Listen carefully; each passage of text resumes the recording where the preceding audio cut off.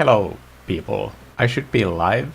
I'm just doing a little bit of check on the audio. I think the audio output gain is set at -9, and I think that's pretty low, so I'm just gonna bump it up to -7. That should make the music a little bit more audible. Let me know if you can hear the music. I know that this track isn't that listenable. But can you hear this? Just any confirmation would be good for me, because I can't do audio checking while doing live stream at the same time. But without further ado, let's just start painting. I'm gonna be using block roll on varnish, and I have just this rough idea that I wanna do something like chunky and quick. And for colors, I have this dry paint palette that you're free to steal. I'm just gonna detach the entire thing and let that palette be there. If you haven't downloaded my free palettes yet, do so on Gumroad. It's 100% free.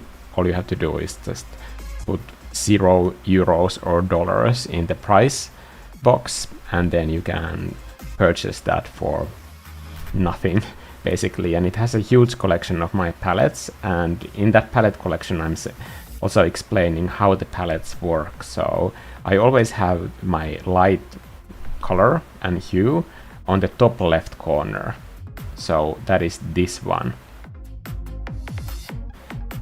Because this brush that is in the current membership download, the block roll on varnish, it leaves these very big gaps in the texture, so for that reason it's extra important that I set some kind of like a base color. And I'm just gonna find something that I like. There's not that much thought behind this. I just think this is pretty cool, but I want it to be a little bit less saturated. I actually have an oil painting canvas painted this exact same color that is absolutely driving my boyfriend crazy, because it has been stuck there for some time now. Sometimes my inspiration to use oil paints just comes and then it goes. I wish it didn't work that way, but it does. Sunniva is saying, yes, we can hear the music. Thank you. Also, Julian. Is Julian Finnish, or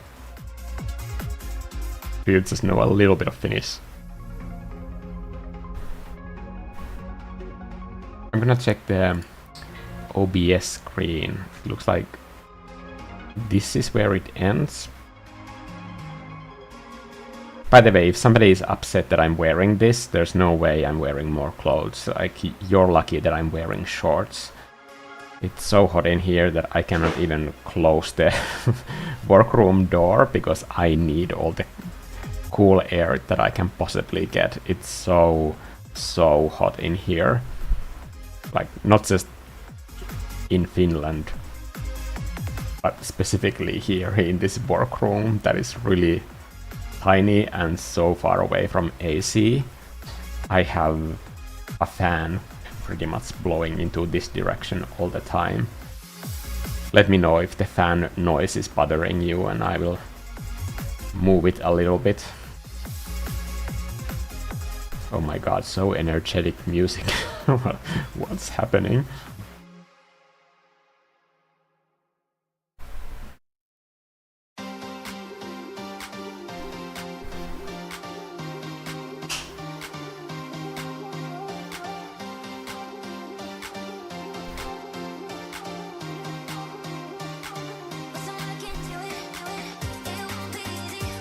How is everyone's summer going?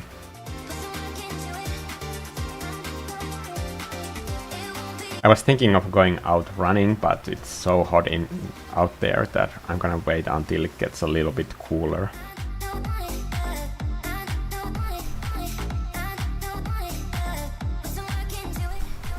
Kind of like these combinations.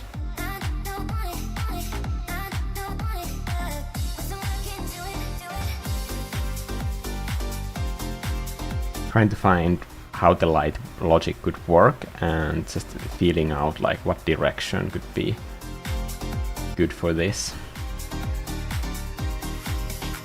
Trying to block in as much just like general chunks of color as I can, and then I will be able to do like more decisions on composition.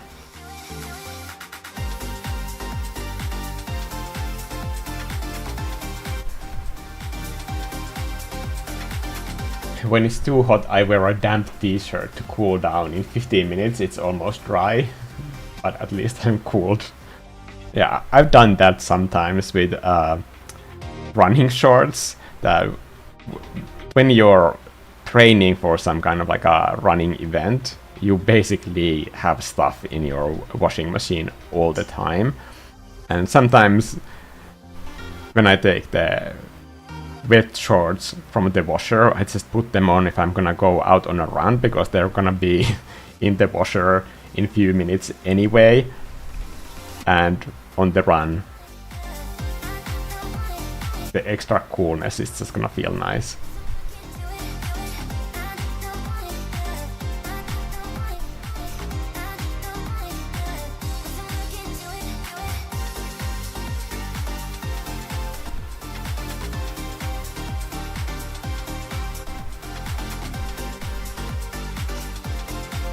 This texture I've made with a block printing block, a linoleum block, where before I had anything carved on it, I just did one paper print by just rolling it full of ink and then pressing it lightly. But I left these sort of like holes in it because I like that texture, and I thought that I want to have that in my digital paintings as well. So that's where all of that is coming from. This brush leaves these holes, but like if you really want to like cover some of these holes, what you need to do is just like press a little bit harder. And for this, I highly recommend that you go into your preferences and then go into pressure and smoothing and adjust the pressure curve so that it is easy for you to reach those sort of like harder pressure levels, that you shouldn't put your entire damn shoulder into your painting when you're working. It should be relatively easy to access those harder pressures.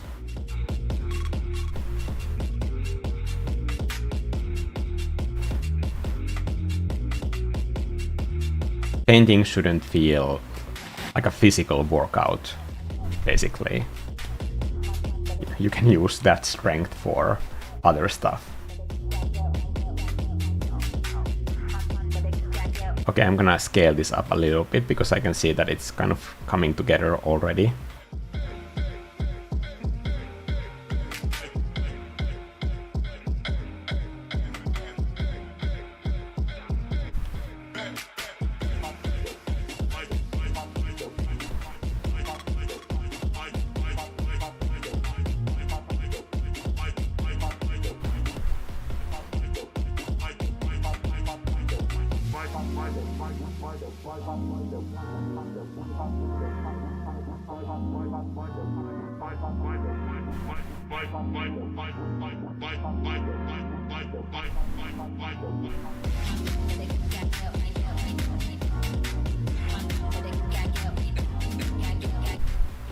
When I'm pressing lighter, the paint that is on the same layer gets dragged around.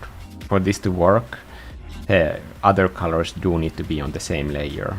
Otherwise, you will just fade with opacity, and it doesn't give that richness to the colors.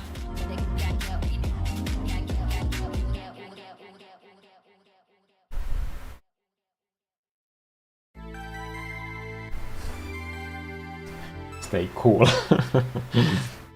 I almost lost my cool just earlier. Right when I was about to go live, my boyfriend came home, and like every single time, Vivi just absolutely loses her marbles. I don't know what it is. Probably because he comes home with the bike, and the bike needs cow-like herding, according to her at least. And it's just the loudest possible situation imaginable.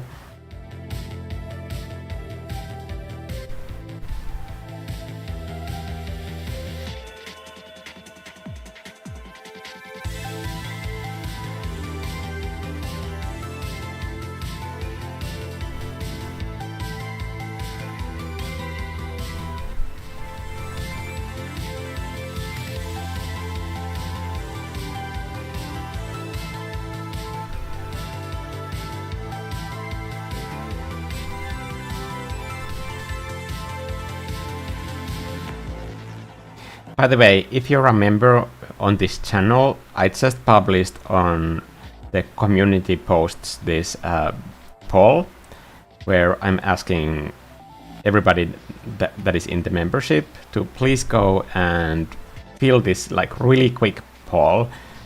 It's completely anonymous and your emails will not be collected. The only reason why I made this poll thing is that I can make the best kind of content for the members possible, because I cannot be doing membership content all of the time. Then the amount of time that I have to use for that stuff, I really want it to be beneficial for everybody, because the only reason that I'm doing that is like just for you, because I want it to be as helpful as possible. And I want the community to be a place where people can improve their painting skills and learn new design methods. That's why I'm asking like what kinds of membership content, and there's a list of like all of the different kinds of content, the brushes, the palettes, full process videos, and art theory lectures, and exclusive tutorials. Like, how much value like do you see in every piece of those? And I'm asking you to rate them from 1 to 5 based on what you think is the most important thing on the membership, so that when I'm making more content there, that I can make sure that I am spending that time and energy wisely, so that it's something that you appreciate. Recently I did this whole lecture on game world concept design, like when it comes to just like spatial design in game worlds, and the things that you need to take into consideration when you are painting for video games, which is a kind of like a different rule set than just like making pretty images. To make engaging game world designs so that the environments are fun to play in, basically, and how to handle frustration and affordances and all that important stuff. Anyway, when I did that lecture, I was kind of like unsure that like, is this stuff that people want to know about? So that's why I thought that it's good to just ask you directly and see how I can be more useful. Vivi was fighting the bike. I think the bike somehow triggers her. I'm not sure. I put this glass full of ice so that I wouldn't cook myself in this room during this live stream while I have the recorder on and the lamp basically toasting me. But all of the ice have already melted, and we're like 15 minutes into this. That's crazy.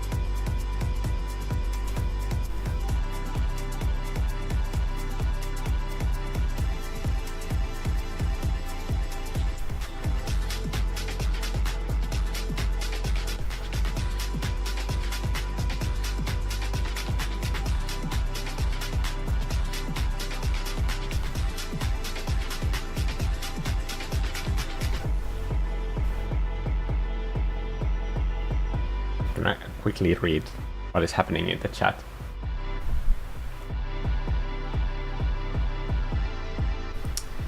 The worlds in your paintings always make me want to get inside the canvas and explore it. Yeah, then it's working. Also, I think it's because of like that exact lecture that I just did. Like most of those techniques are in my paintings, just because it comes from that experience from doing concept art for so long, that now even when I make paintings basically just for myself, I am still using those same sort of concepts that like bring that sense of adventure into my art, and I think it's like super nice that other people can still feel it even though it's not in an interactive experience.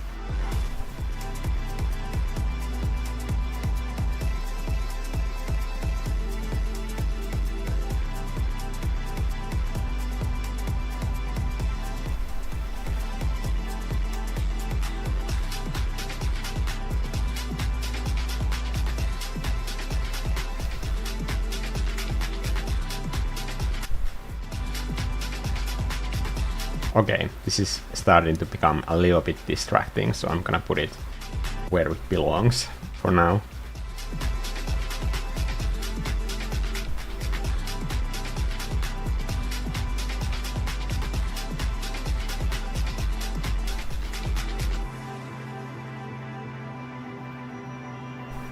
Where am I? Here? Okay.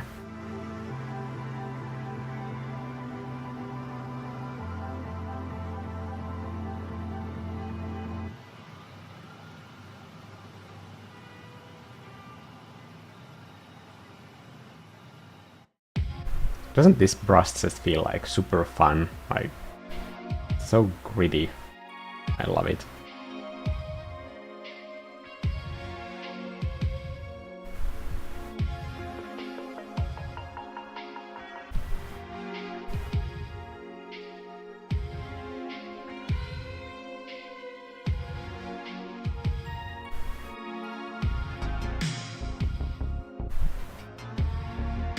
Should we do perspective lines, or are we just happy by going with these sort of like random swoopiness elements?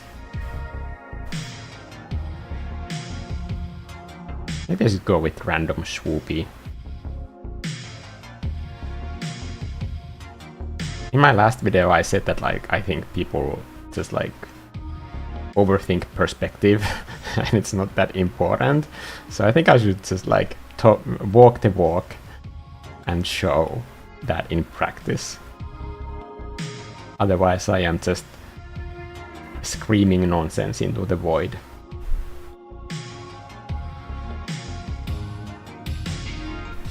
I never want to give advice in my videos that I don't actually use myself, because sometimes when I do editing, like that's what I always keep asking myself, like, is this truthful to the way that I paint?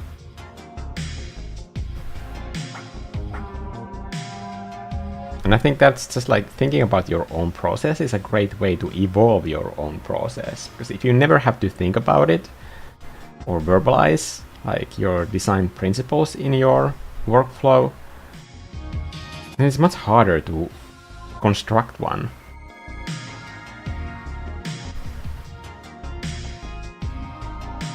And if you're working in a team, like I think it's even helpful that you explain your workflow to other members in the same team, because that way you can really benefit from just exchanging information, and maybe somebody else is like bottlenecked in an area of art that is super easy to you because you have already figured some core element of your workflow that makes that easier for you, and you could make their entire creative life so much easier just by sharing that information. And they could help you the same way, so you never know like what kind of like cool ideas you can get from each other if you're just generous and share that information amongst yourself.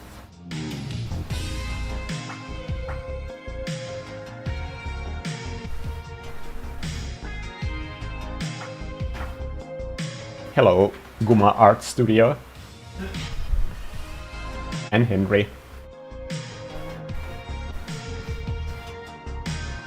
We are having a record heatwave in Norway right now as well, so I feel you melting away. Not used to this heat, yes.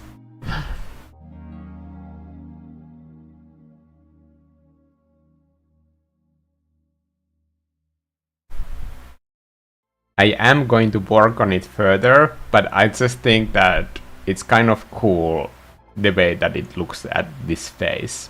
I'm just saying. I think we are served a very limited view when we are just going to digital art galleries, and if this was like a traditional oil painting, I think I could just leave this here, and I'm pretty sure that I could sell this.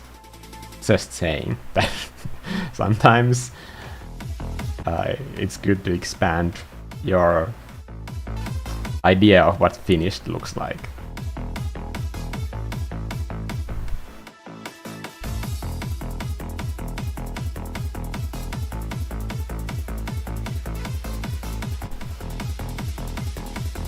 I just think that in digital, I mean in traditional art, people have just kind of like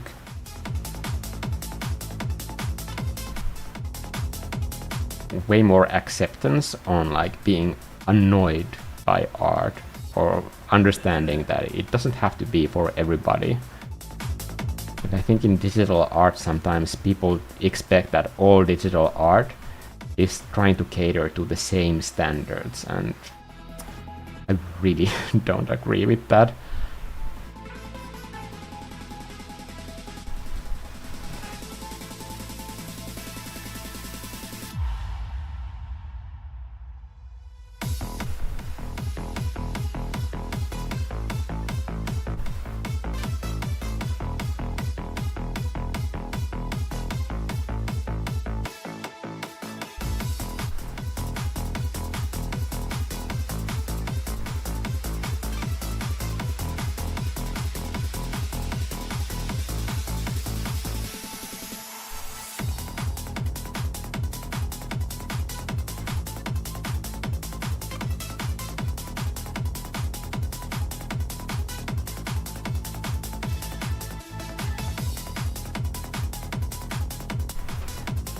Heian is saying, hey Mikko, I'm a very recent viewer of your content, and I find your stuff really helpful so far as a traditional artist getting into digital paintings.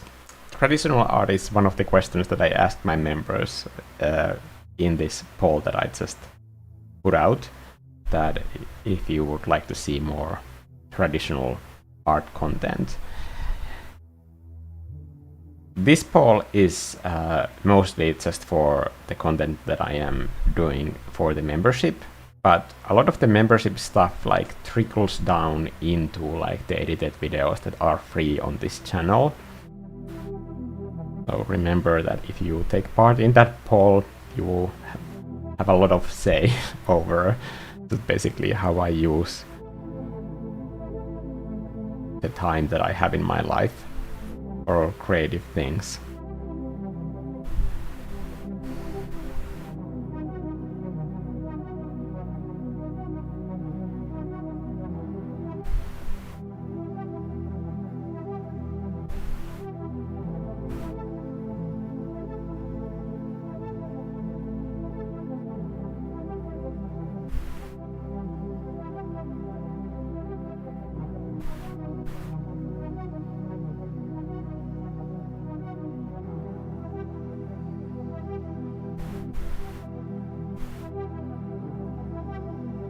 I'm gonna set the eraser to the block roll on varnish as well. If you want these processed, they are in the current downloads, so get them while they are still there. It's a selection of oil painting process, and if I make enough oil painting process, I might release that on Gumroad someday, but for now I'm just perfectly happy with these. I think it's fun to experiment with different types of ways to paint. And at least this brush is definitely making me feel like less fuzzy about like the whole process. It just feels really easy to let go of details.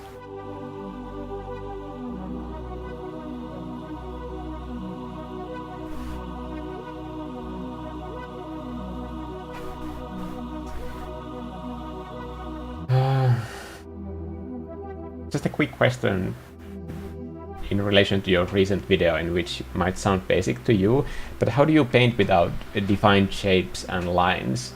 To me, that's very difficult to you.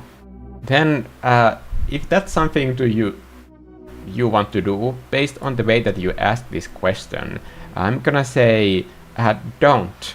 Like, if for you it's very difficult to like define shapes and silhouettes without doing line art first, then that just means that like doing line art for you is easier to define the shapes and find the composition of the piece. For me, it's harder. For me, blocking in the volumes and then defining the edges and details within, to me, that's easier. So the real answer that you should be like looking for is that like, how can I make art that is the easiest possible way for me to do art? Don't look for the hard, don't look for the easy. And based on your question, you have already found it.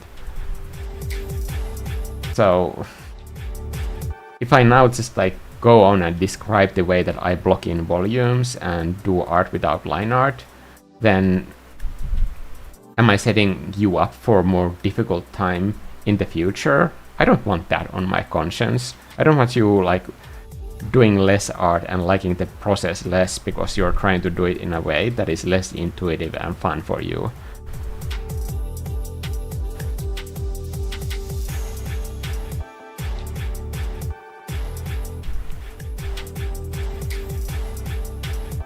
I keep merging down these layers because I don't want to turn this into some kind of a controlled cut and paste job. I want it to be kind of like free flowing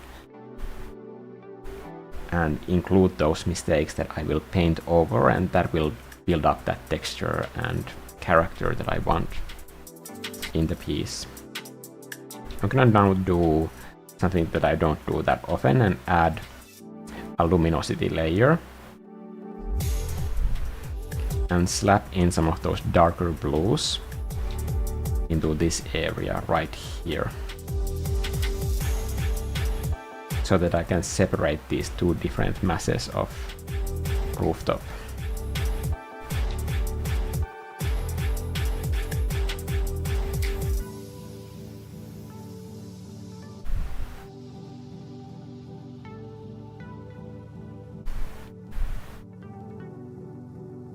I don't have to be super precise with it. Or maybe I do, but I'm not going to be. How about that?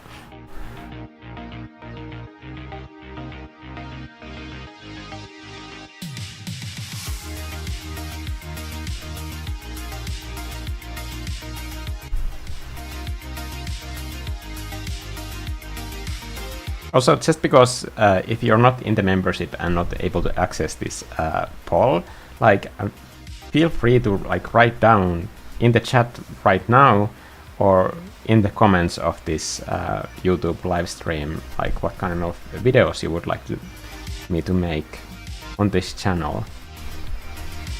Because that stuff is always helpful. I will be making more videos, so ideally those videos should be something that are ones that you feel are useful to you.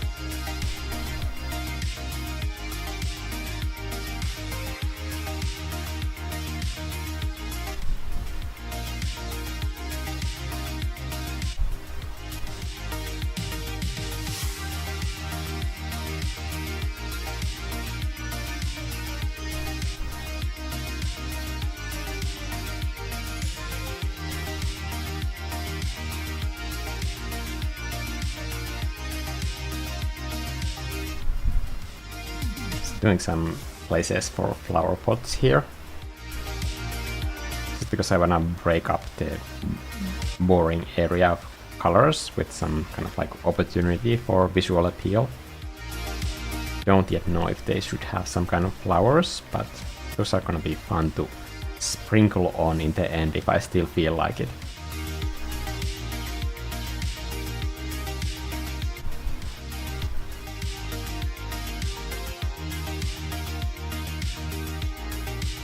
Look at that, it's turning into a house. The ice is gone. That was quick.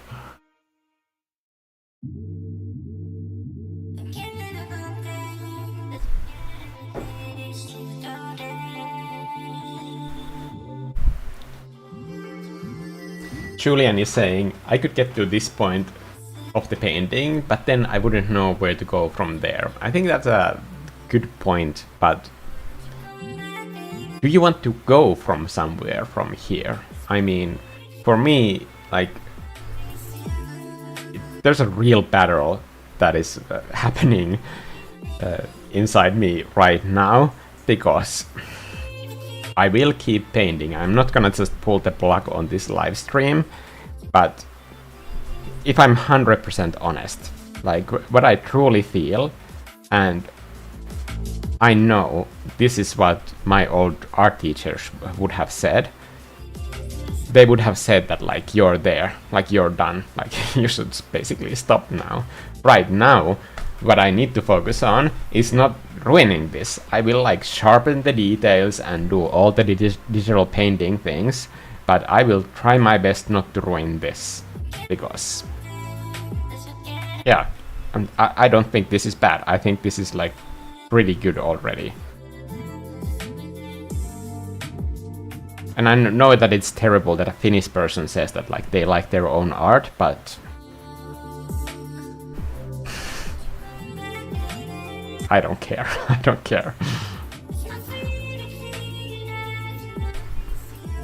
I care a little bit, but not so much that it would affect my painting. I care quite a lot, but still not so much that it would affect the painting. Because of course I want to be liked like everybody else. I'm not a complete psychopath.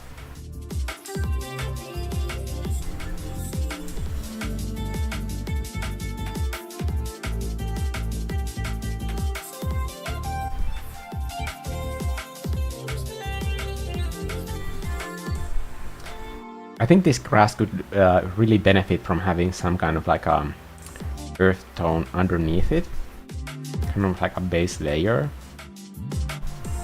just for all of those like other colors to peek through.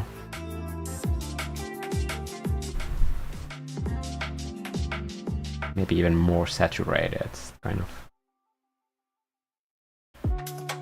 With brushes that have holes in them, like layering is so, it's like a cheat code to creating good looking art. And with digital media, you can't do layering like you can do with oils, that you glaze thin layers above each other, but you have to be aware of like how optical blending works and how those previous layers of paint, like for example, now that I'm painting this green brushstroke, I can still see those brown elements from underneath. Or if I'm creating a brushstroke like this and then lightly using the brush to kind of like pull the paint into both directions. Can you see how it's smearing that paint? The layers of paint are more than just the individual color selection and swatch that I'm using. It's the combination of all of those elements merging on the canvas.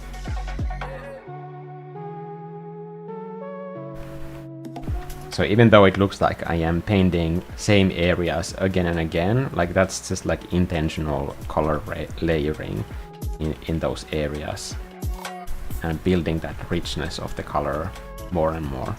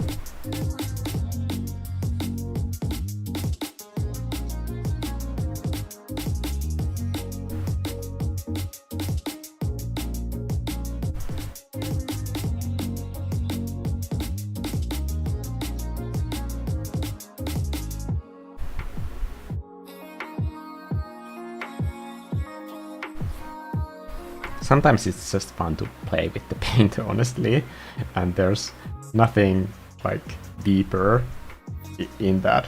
I just like colors and I like spreading color, and when I'm doing a style like this, it lets me just enjoy that. And now that I've been teaching this art course and doing all the feedback sessions and feedback videos, it's just... I've been working so hard and planning for all the art lectures that I haven't had that much time to paint myself, and I always feel weird because like when I'm giving the people taking part in the course, I know that they are probably like so overworked that like this art assignment is going to be really difficult for them to complete in time, and I want to do all of the art assignments. I want to do all of them. There was just like one art assignment that wasn't even that difficult, but like I really want to do it, and I might.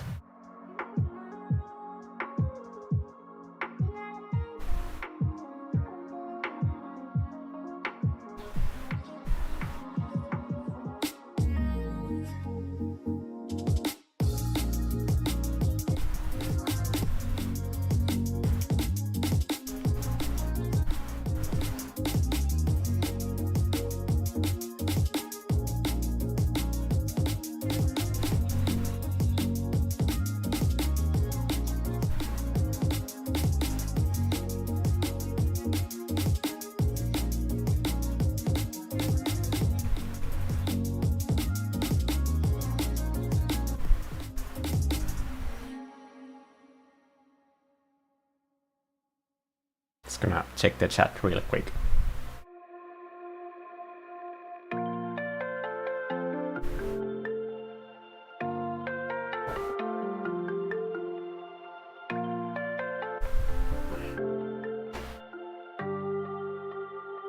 So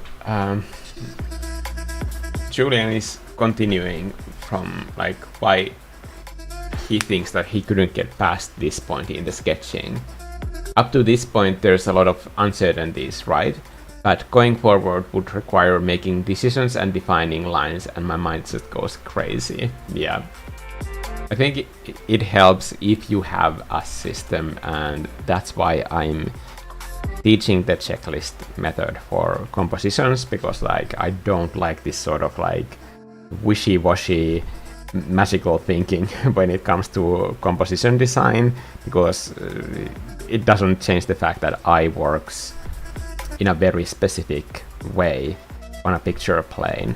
So to me it makes sense that you use that rule set to check your composition and make decisions based on that, rather than just try to hope for the best or hope for some kind of like divine intervention in your painting process.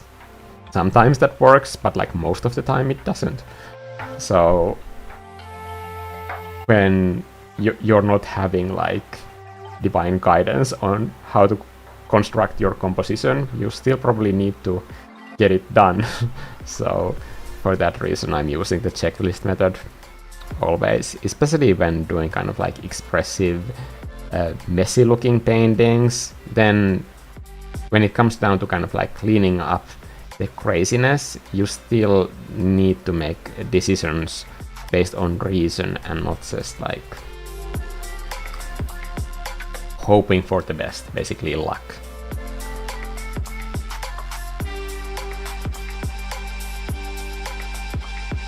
Luck is a very terrible tool for art. It's not easy to count on something like that.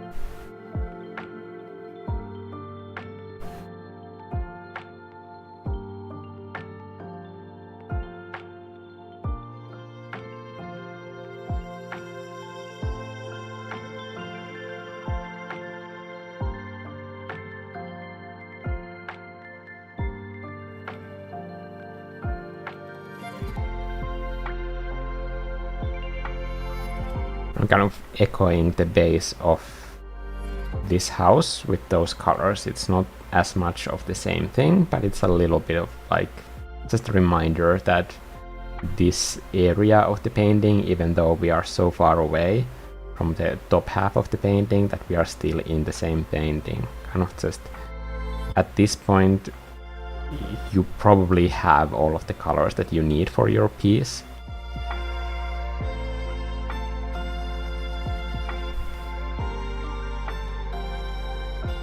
So rather than going here to look for the colors, I recommend first finding something that is already existing in your painting and then work from there.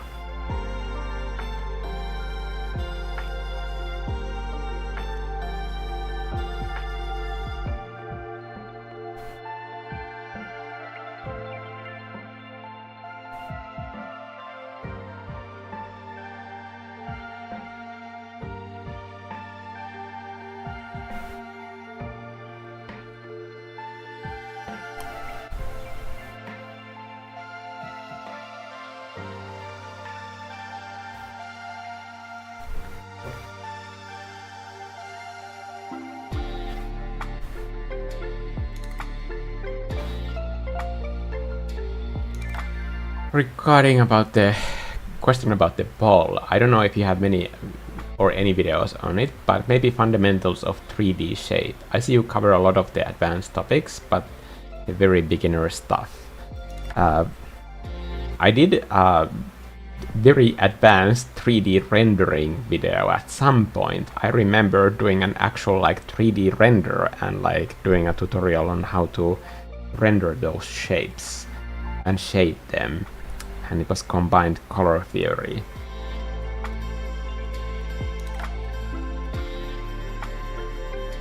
But sure, I can maybe return to that in the future as well.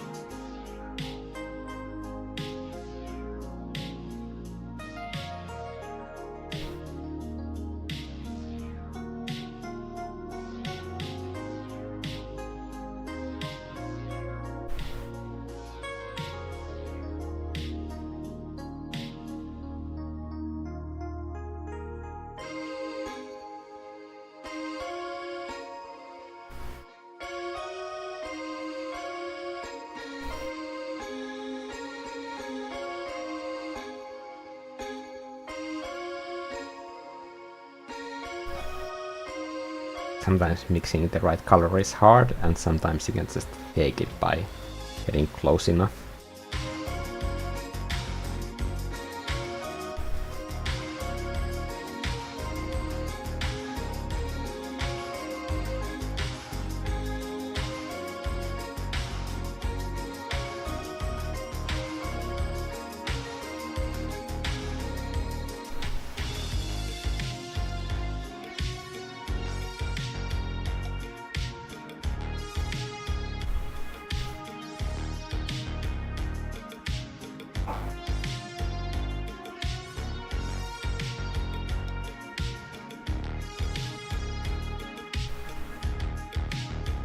Could you please share your checklist for composition?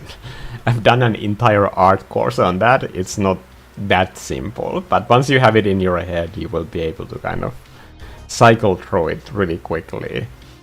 One of the checklist items that I have on my list is checking the center line.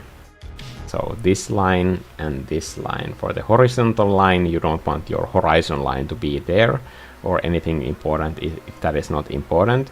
But for the center line, that's, for example, the reason why I moved my intended chimney position here instead of in the middle, because then it would be in the middle of the canvas. And this is a painting not about the chimney of this house. For that reason, that would be a composition mistake. So just because I have that in my head and I'm running through the list over and over, that's why I made that change. Because when you're painting intuitively like this, you easily make all of the mistakes that people intuitively make, because we like to arrange things just basically in a neat order, and that very often conflicts with what your composition is telling to your viewer. So just because something feels intuitive doesn't mean that it's right. For example, I promise you that like when you are painting mountains, you intuitively do them wrong. This is something that I actually can like confidently say that I know something about, because you know how many mountainscapes that I have painted in my life. I intuitively paint them wrong every time, and that's why I use the checklist to fix them. There is no like getting to that point where you wouldn't be organizing shapes in the wrong way. So it's just about knowledge in fixing them.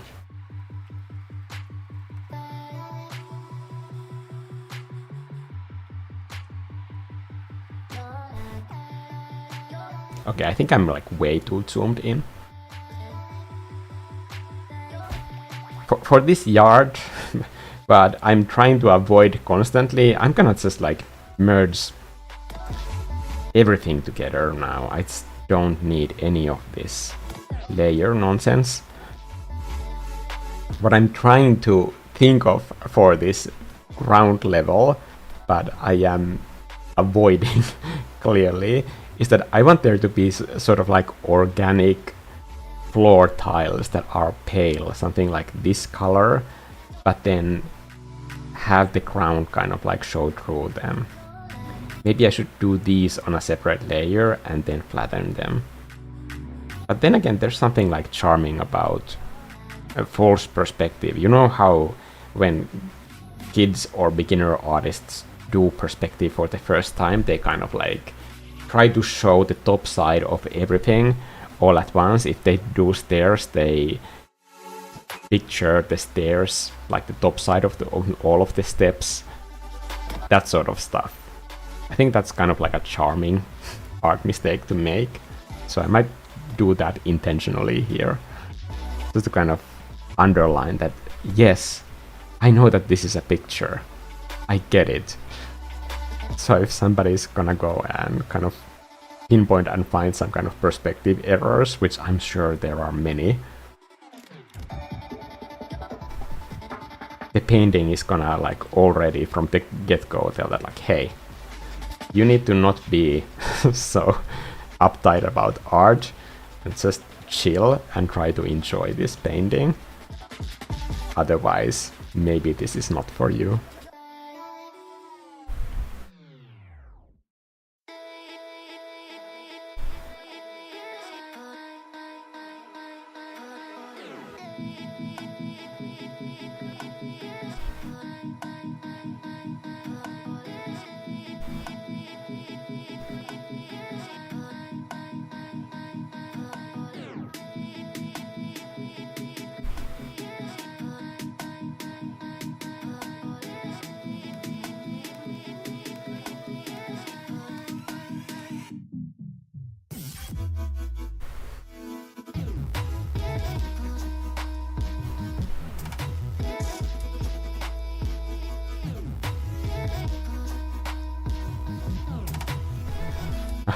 Anna, don't be sorry. It's just it takes quite a long time. That entire checklist is like, usually when I do an art course, it takes the entire art course to go through it. I can point out individual like points from this checklist that affect this painting to kind of give practical examples at the same time, because otherwise this would just be like me babbling art theory the entire session. So for example, like these cloud shapes that we have in the background that were just like big blobs in the beginning, if I use the checklist, I can check my shapes and arcs, and I see that there are repeated arcs and shapes. Now I can just decide at this point that one of the clouds is going to be bigger than the others, and that way I can progress forward. I'm just gonna copy the entire canvas, not to paint this on a separate layer, but to make sure that if what I'm trying here right now doesn't work out, I can always go back rather than just like control setting or undoing a bazillion times. I can just get rid of the entire layer, and then that state where things were just like fine and dandy before, like I can get that back.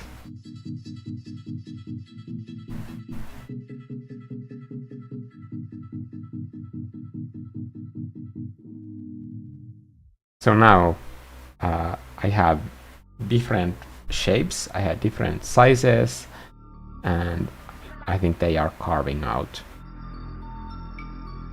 the composition a little bit better, so that the shapes are understandable and they don't look too mechanical, because clouds are an organic element, and even though in the real world you can have clouds that look completely identical to each other, but once you do a two-dimensional painting, you have to exaggerate the organic nature, and therefore kind of checking that these sort of like mathematical repeats don't happen is a very important part of the entire process.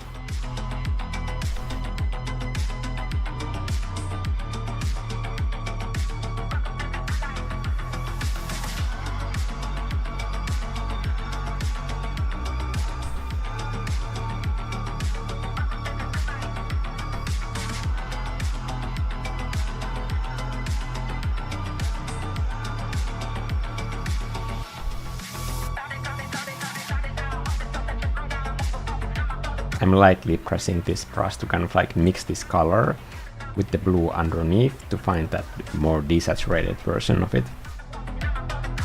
It's kind of smearing into the rooftop, but that's okay.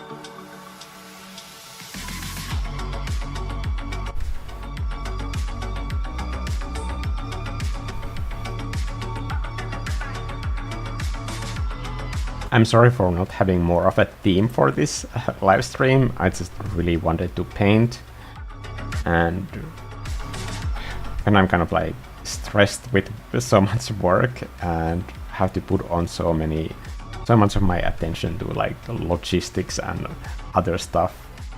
surrounding my work. I get this stress that like, what's the point of this if I can't paint at all? So today I just felt like I really need to somehow organize my life in a situation where I can paint, and I thought like, I'm just gonna do a live stream. I wish that I could have like announced this sooner that this is happening, but at least it's happening. At least I get to paint. I'm sorry that you are all pulled into this, but I'm glad that you're here. It's much more fun to paint with you guys here. Is there anybody else painting something?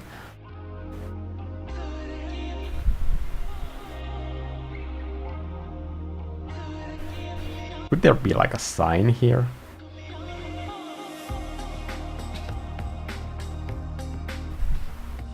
Maybe they could like sell bread or something.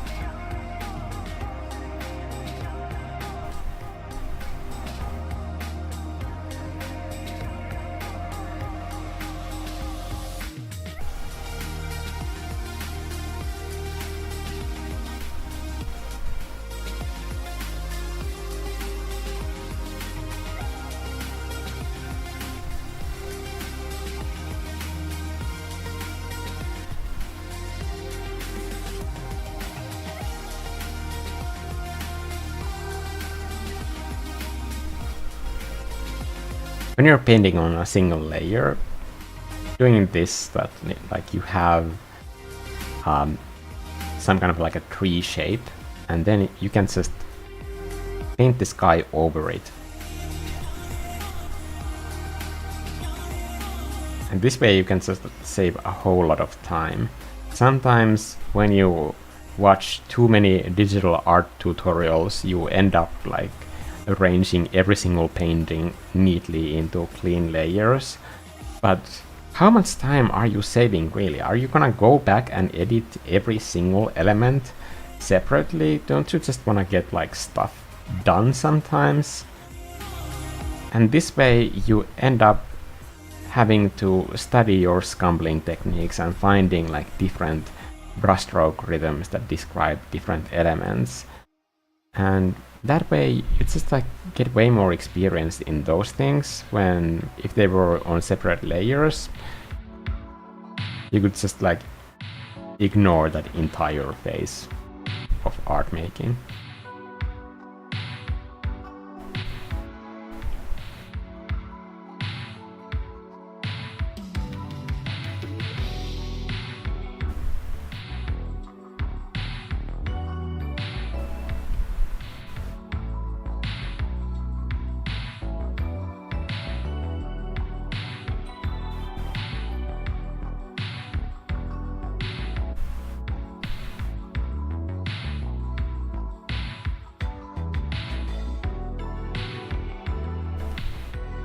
Kind of hinting at some kind of flowers in the shadow here, as vaguely as humanly possible for some reason.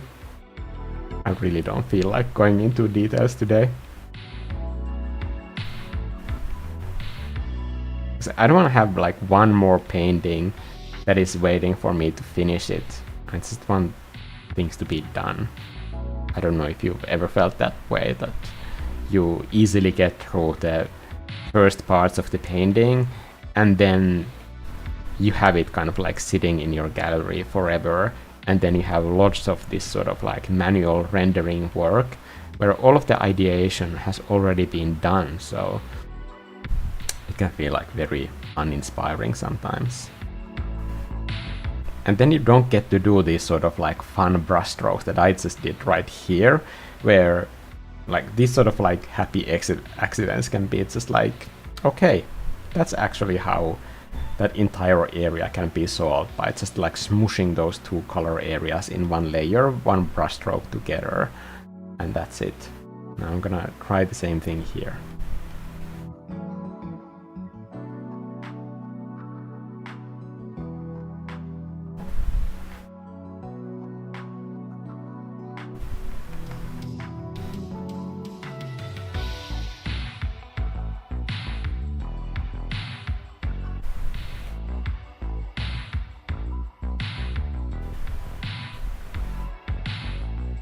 think instead of like being a straight line, I think the house should entirely sink into this hill.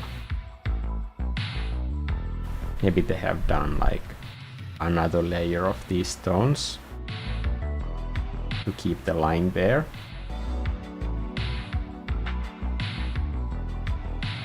The problem with a lot of level design concept art is that it all assumes that the ground will be completely flat all the time. And that's fine if you're doing some kind of like a pier, harbor, airport scene, then I think it's safe to assume that they would have the logistic means to level that entire area just to create that architecture. But when you're doing older buildings in the hillside or something, it's better to like start from the landscape shapes and create some kind of like chaotic mess of hills, and then build the entire level and concept art around that, around those shapes. Because that's how in the old days buildings were built. Like if you had a steep hill, you would have a 2-story building where you can just walk out the door onto those hills from both levels. But if you're always starting from the standpoint that like, okay, I have a flat floor over here, then you don't ever do those sort of like unique location specific designs, and that's gonna make all of the buildings look like way more boring in your entire world design, rather than like building them like into the actual world.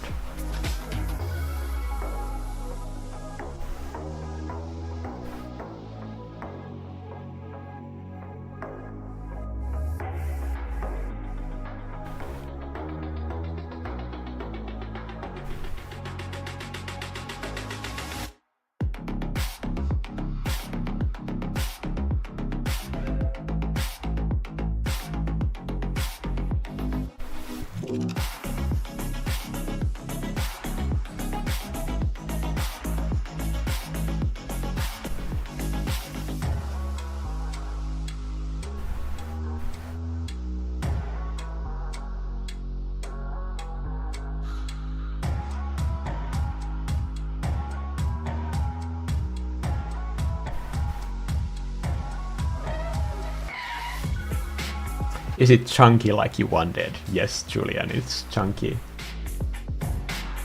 I'm loving this pastel color palette, Esther is saying. Yes, for everybody watching this live stream, you can screenshot and steal this right now.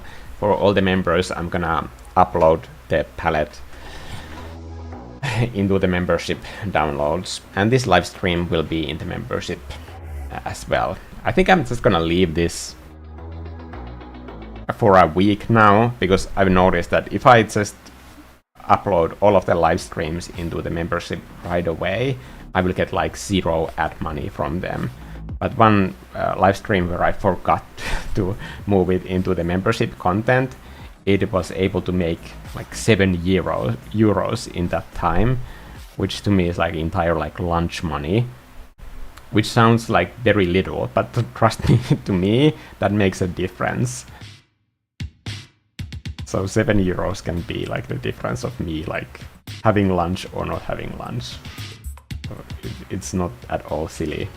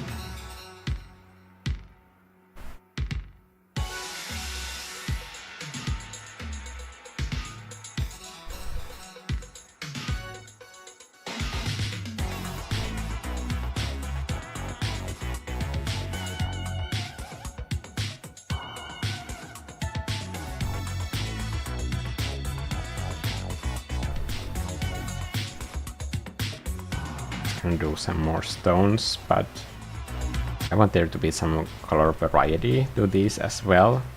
Like they are carved out from different parts of the same rock area, but there's going to be a little color variation in them.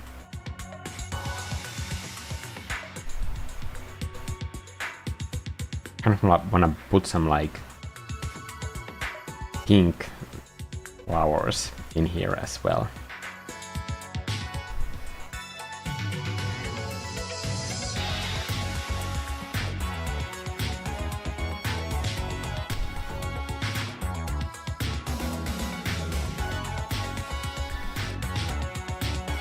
I think that's a little bit too much, even for me.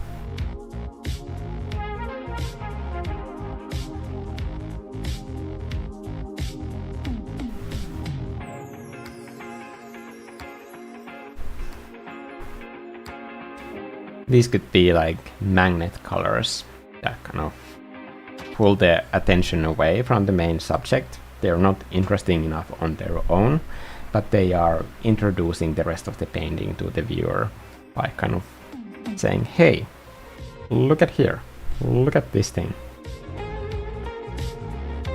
I'm gonna merge everything into one layer again because I don't think I need edits for those areas.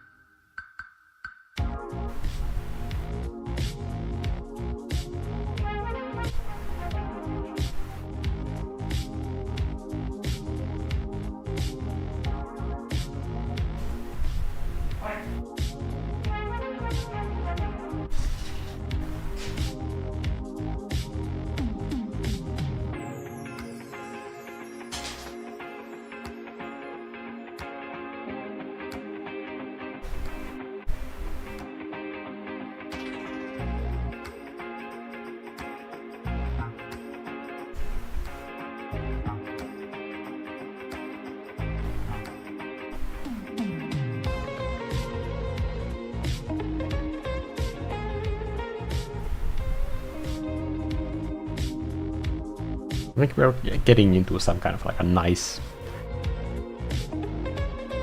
place. I wonder what they are selling there. Like, leave your suggestions for the shop name in the chat.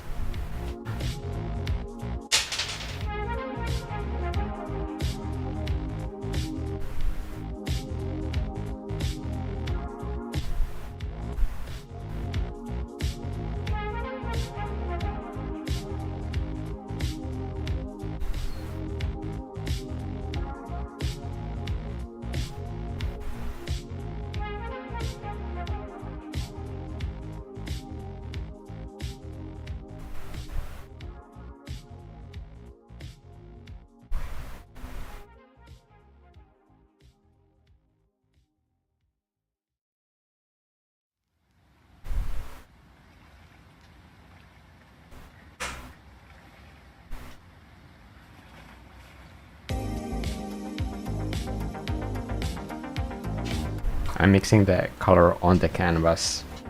Just what I want is somewhere between these two, so I'm just gonna leave the brushstrokes on the canvas and mix it there.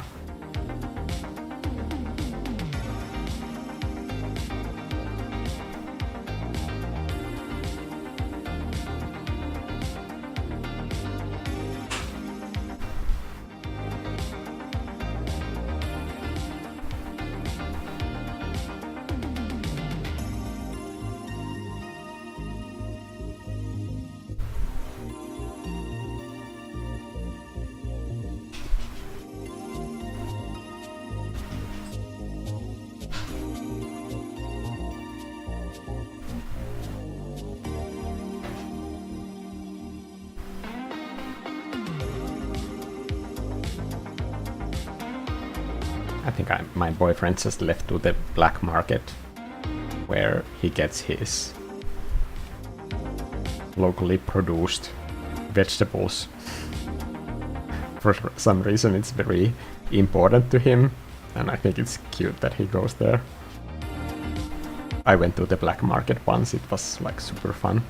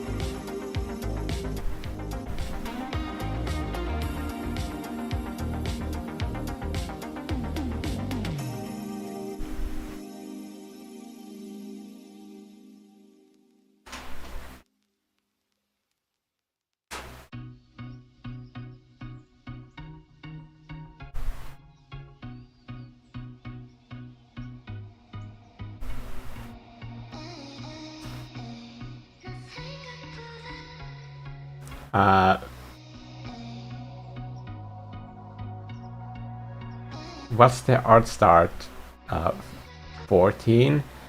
That was the art challenge that I did in the beginning of one year, where I did a selection of art challenges for getting started with doing art for anybody who wanted to start painting in the beginning of the year. And I did all of those assignments online in live streams. They are still all in the membership, the streams,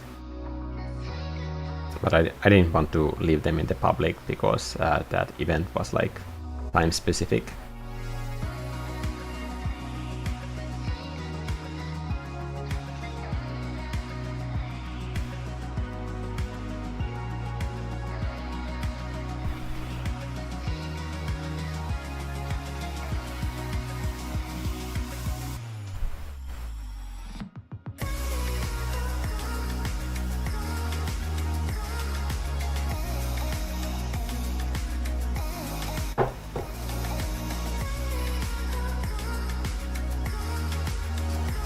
Love the chunkiness. Will there be a time-lapse of this painting in the future?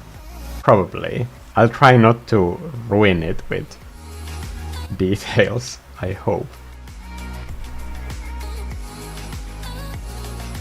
Some details and some cleanup of edges, but hopefully something that will still keep this kind of like chunky charm of it.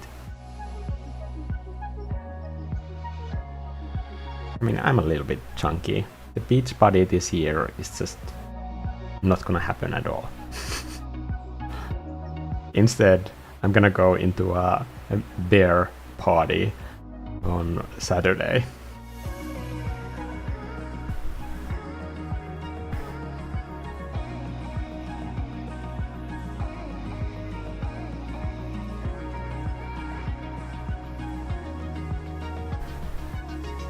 I think this could be a little bit more saturated.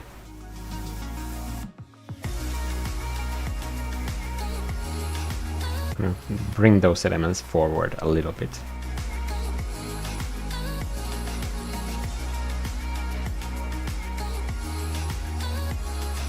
This color could also have a more saturated foreground variant for sunlight. Maybe the hot heat from the sun that is like heating up these floor tiles is just like roasting all the grass growing beneath them, and the other parts that are more exposed to shade during the day, they can be a bit more vibrant green.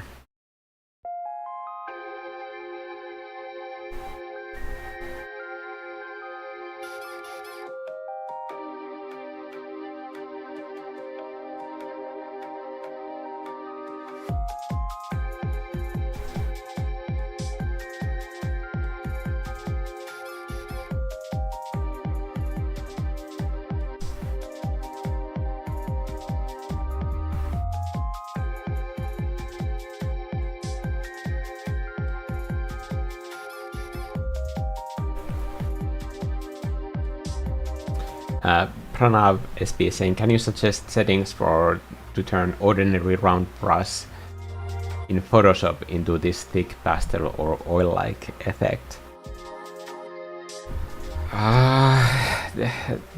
They have a separate setting for that in wetness, but it's only specific kinds of process.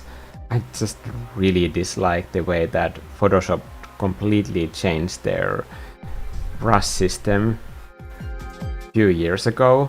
Like, you can't press E and turn like any brush into an eraser anymore. It has to be separately created and saved as an eraser, which to me is like such an insane design choice that like I'm just like truly shocked that they haven't rolled back to the way that it used to work, and people just accepted that like, okay, this like eraser, one of the most important features, just is broken now forever, or we're better get used to like using this tool the way that the designers intended. To me, I just never understood that. And it's honestly one of the main reasons why I don't like painting in Photoshop anymore. I mean, I still have Photoshop for editing the colors of all my paintings, but whenever I start to paint, like, it's always that one problem. It's like, oh yeah, I can't just switch into eraser mode. And if I accidentally select a brush that is created for some other tool, it will switch tools instead of switching brushes. I will never understand. Like, really.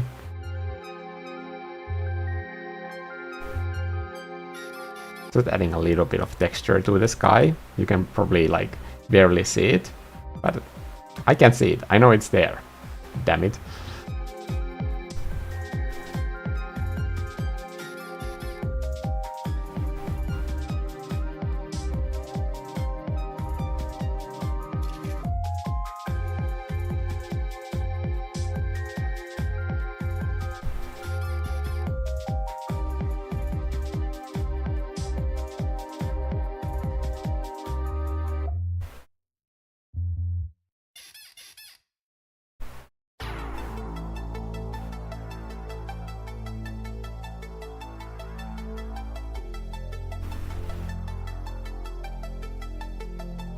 Punching the colors of that rooftop a little bit, and this side of the building that is closer to the camera.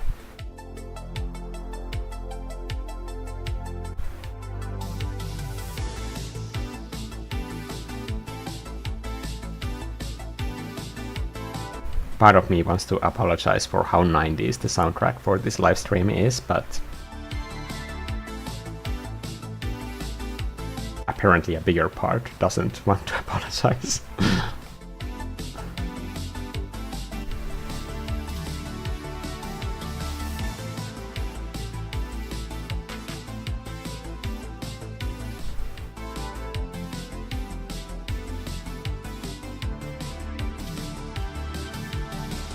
I'm gonna do another overlay layer for lighter elements, so I'm just gonna go into curves, adjust it into gray, just punch up the light a little bit, and then crank down the blue from lights, punch up the reds,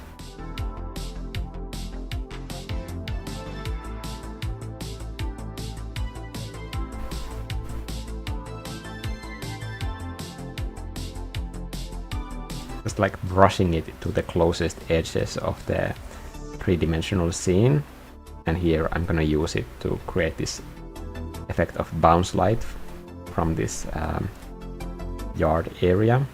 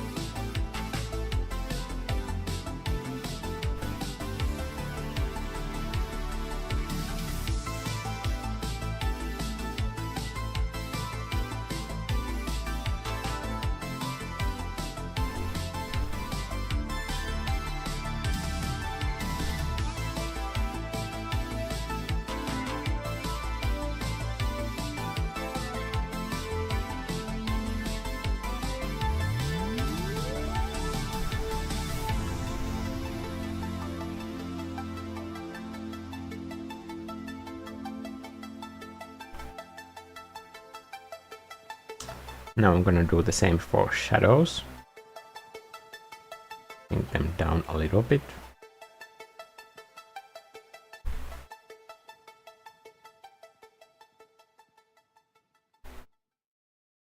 I think green here works for the shadows really well because it helps to eat some of that red color from it.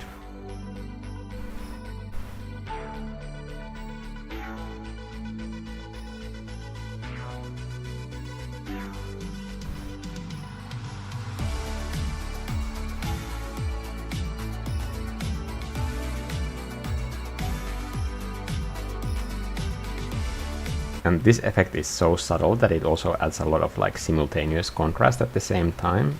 Now that I'm just blending it in with white on black layer mask to just like bring out parts of that darker tone.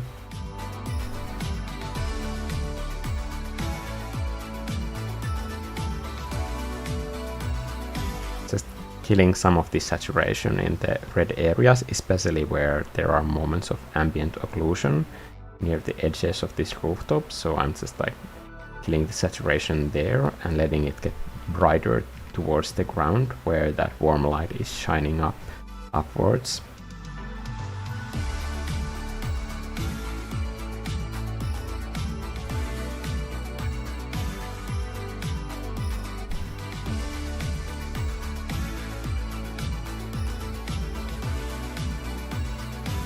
Also, can you imagine how difficult this would be on multiple layers? It would just take ages to make clipping mask copies for everything and then just merge them down. I don't know.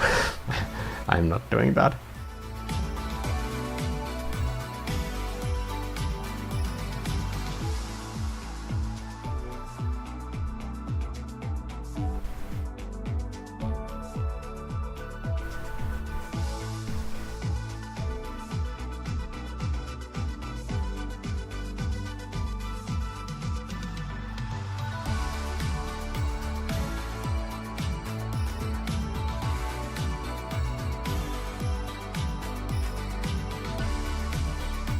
That house looks like candy. I want to eat it. Yes, I haven't had enough calories today, so maybe that's the reason.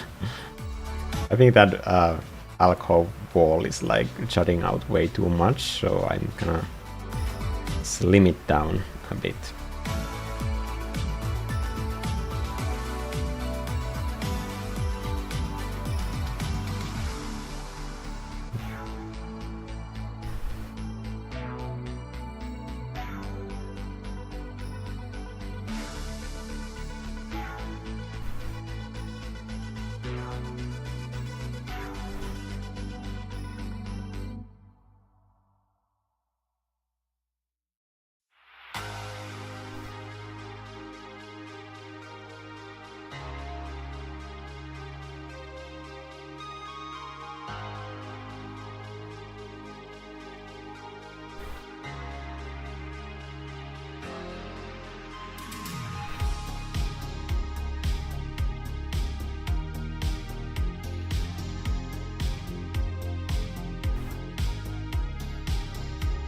these sort of ugly colors that you see here, they're very important to make those saturated colors really sing.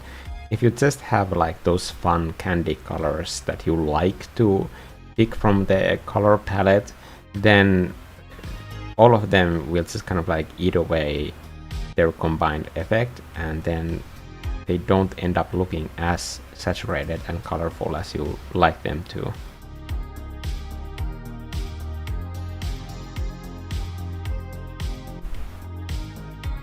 I'm just like basically slapping random colors blobs over here right now, and I don't know if it's fully working.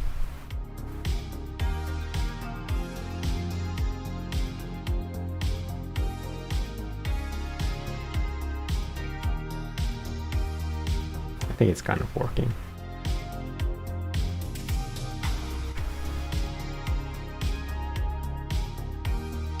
Let's do a detailed highlight here so that we can kind of define the shape in a very small detail. It's just like one tiny brush stroke.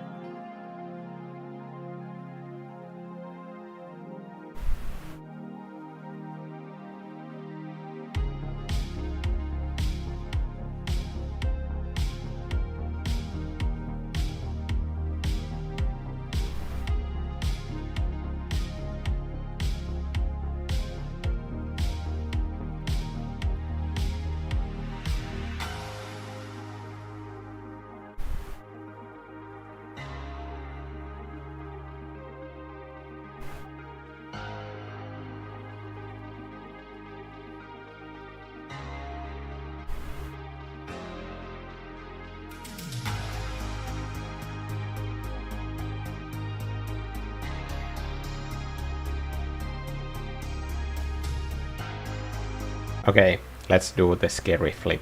So I'm gonna create a new layer, get a crazy color, do the mega pink, or maybe orange, and then just flip the damn thing.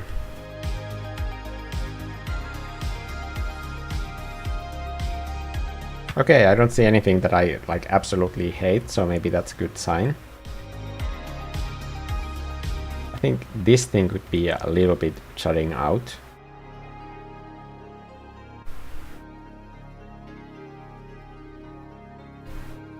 This thing could go that way a little bit more.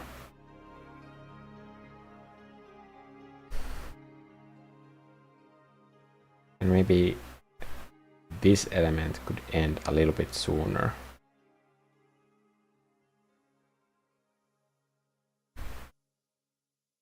And this wall could be more in that direction. So now that I have these nodes, I'm just gonna create a new layer and start working on these quick nodes, almost like a to-do list.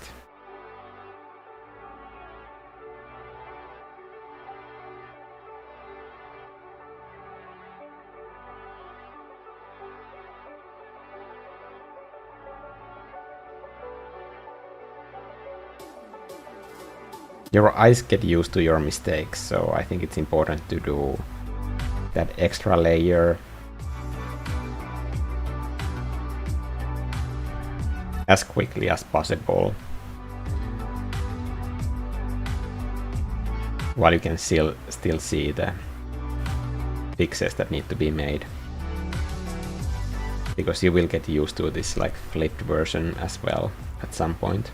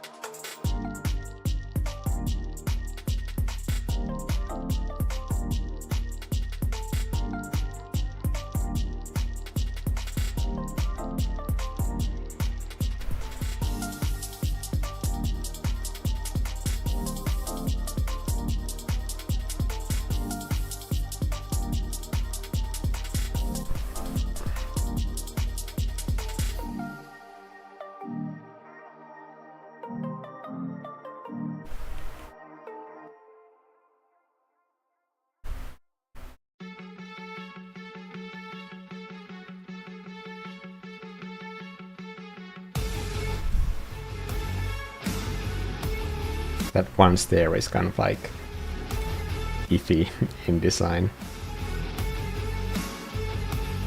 Probably breaking some kind of building codes.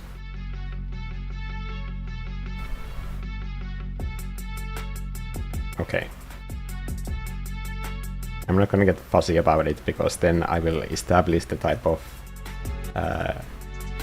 geometry depiction that I am not like committing to in any other part of this painting either.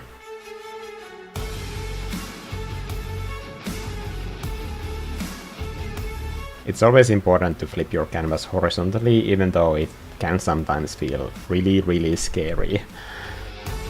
But it's worth it. I mean, like, you should care about your art enough to do it anyway. You can take that punch in the face.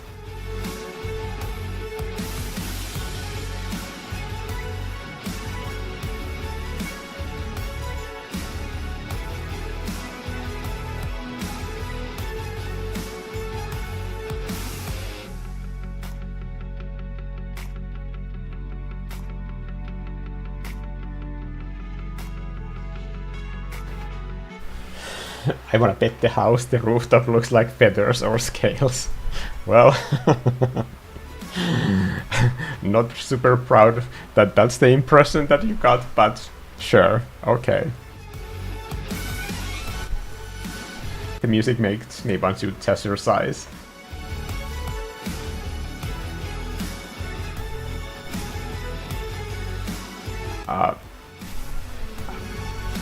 I'm just reading. JV Drums is saying, "Hey Mikko, just became a member now, that I could afford it, and I'm so looking forward to diving deeper into the content. I have your course, but was itching for more.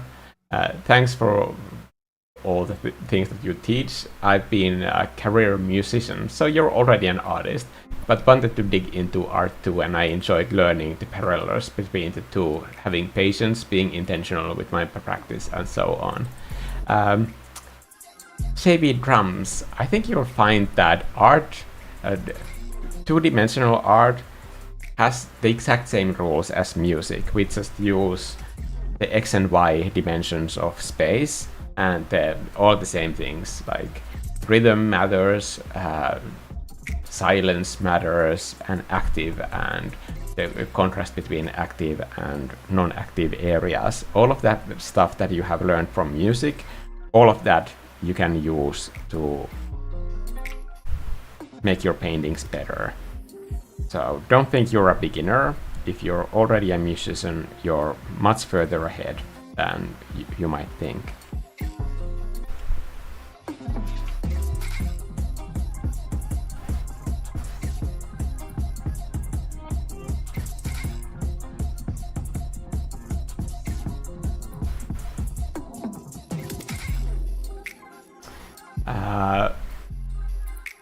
Mavis is saying, "I'm a beginner artist who struggles a lot. Your art is amazing and beautiful, thank you. I wonder how you took your art to such a level. I want to become like you. Please don't become like me. Like, I'm already here, and as long as I'm alive, I don't need to be replaced. I would be much happier if you kind of become the best version of an artist that you can be, and like show your kind of art to the rest of us, because you're the only one who can do it." But practice, like, I know that this isn't a sexy answer, but like finding ways to make practice fun and identifying the areas where you want to grow, and also identifying the areas where you don't want to grow. I think that's important for any beginner artist. Struggling is part of it. Like, if you know the Dunning-Kruger curve, it hurts a lot to like hit that rock bottom, but the slow climb in your skills, like, it's always rewarding to get to the next level. And sometimes like progress isn't linear. Like, sometimes you're doing a painting and you just feel like you absolutely leaped forward with your painting skills, and that's always super fun. It still happens to me sometimes. It just happened to me in the last video that I published on this channel. If you noticed, now that I'm switching between different paintings, there's like an establishing shot and then I punch in with the camera. And like this seems like such a basic thing when it comes to cinematography, but that honestly like never occurred to me. I've done like hundreds of videos in editing, but only now, like one of these like super basic concepts, like I understand how it relates to my painting videos here on this channel.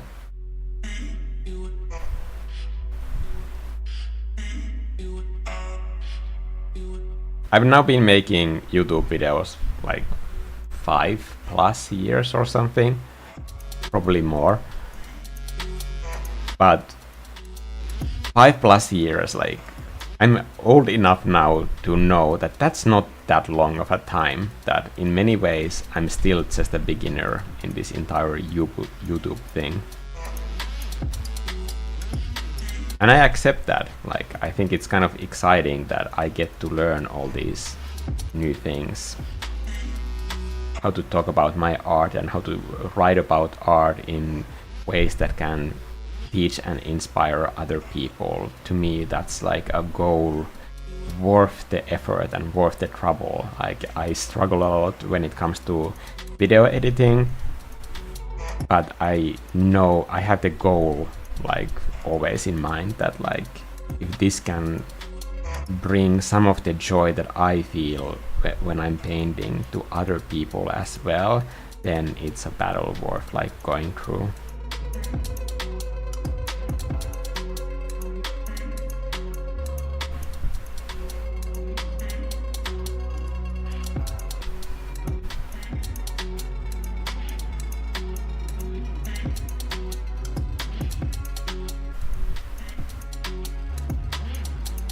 Okay, I think I'm done. I think that's it. I'm just gonna quickly read some of the things that I haven't seen. Sorry for kind of like zoning in on the painting at one point.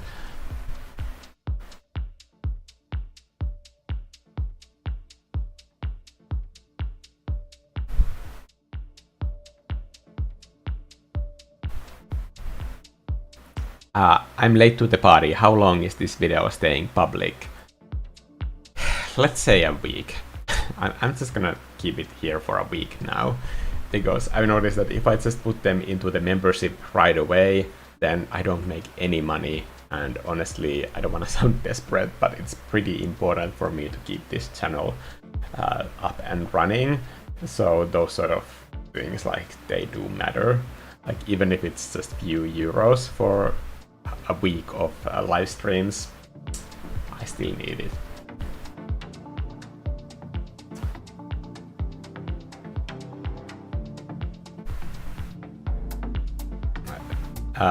Kavan is saying, what is this when you change the colors on curves in duplicate layer?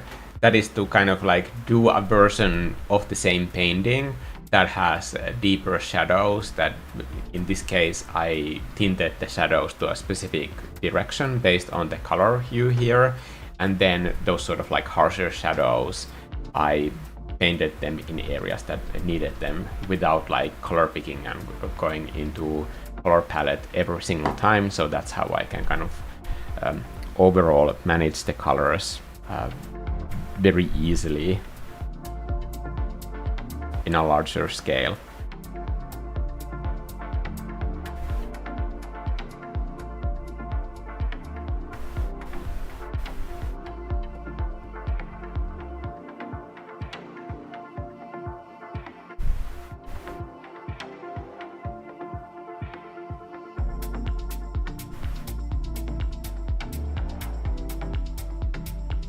Sometimes these editing tricks can like really enhance the mood that is already there. They're not gonna rescue the painting, but they can kind of bring out the emotion that is already there.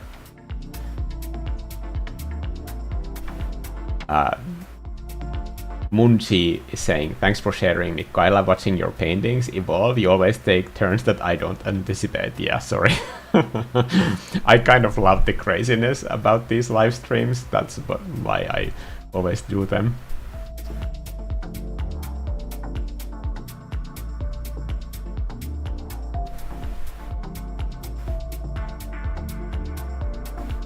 Lava is saying, I was recently observing paintings and trying to figure out how they would fit the color buckets method you talked about. It demystifies the certain color schemes a lot. It's been very helpful. Yes, and the 3 buckets rule, Lava, like it applies, you can apply it to anything in your painting. You can apply it to brushstroke groupings, you can apply it to values, you can apply it to shape language. Like at any moment when you feel like I have too much crazy crap happening on my painting, you just apply the 3 bucket rule into like whatever elements you have on your screen, and that can be a very easy way to like simplify even for yourself that like, what is this painting about? What is my accenting? What is my subject? How do I signal what the subject is? And there are all these design tools that you can bring in to do that.